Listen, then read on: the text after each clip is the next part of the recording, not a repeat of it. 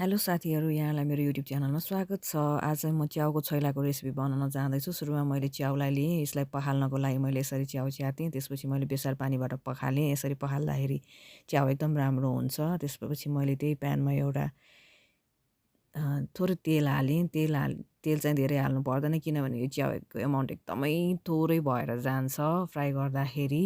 यसरी मैले पखालेर राखेको च्याउलाई मजाले फ्राई गरिदिएँ। यो चाहिँ एकदमै बिस्तारै फ्राई गर्नुपर्छ, अलि टाइम लाग्छ यो फ्राई गर्नलाई। यो धेरै चलाइराख्नु पनि हुँदैन।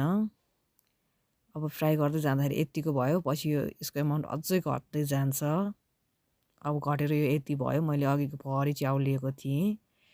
अब बाँकी भएको तेलमा चाहिँ मैले गोलभेडा फ्राई गरेँ। यो च्याउलाई निकालिसकेपछि गोलभेडापछि मजाले पाकिसक्यो। अब हामीलाई चाहिँ खुर्सानी, पोलेको खुर्सानी, अदुवा, लसुन, प्याज, धनियाँ र हरियो खुर्सानी चाहिन्छ। यिनीहरू चाहिँ अप्सनल हो। हरियो खुर्सानी र प्याजहरू चाहिँ हजुरलाई मनपर्छ भए मात्र राख्नु होला। त्यसपछि मैले सिलौटा लिएँ। त्यसपछि मैले पोलेको खुर्सानी, टिमुर हालेर मजाले मिक्स गरेँ।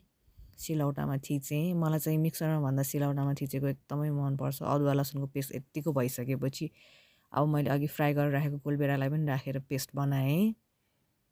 अब यो पेस्टहरू रेडी भइसकेपछि मैले अघि भुटेर राखेको छैला लिएँ, च्याउको छैला, च्याउ भुटेको। त्यसपछि अब अघिको पेस्ट राखेर मजाले मैले हातले मोल्नलाई रेडी पार्दैछु।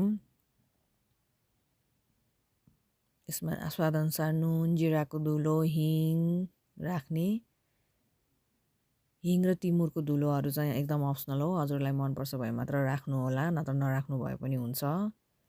त्यसपछि मैले कालो तेल हालेँ। कालो तेल चाहिँ हाल्नै पर्छ, यसले चाहिँ स्वादलाई एकदम बढाउनमा मद्दत गर्छ।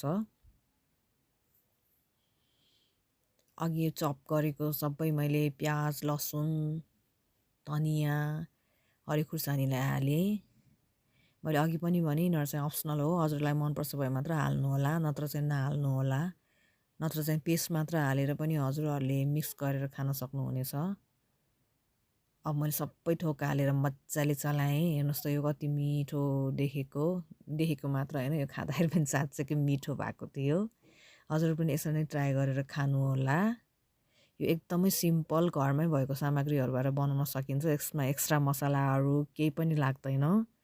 हेरिदिनु भएकोमा धेरै धेरै धन्यवाद। By by. Have a good day.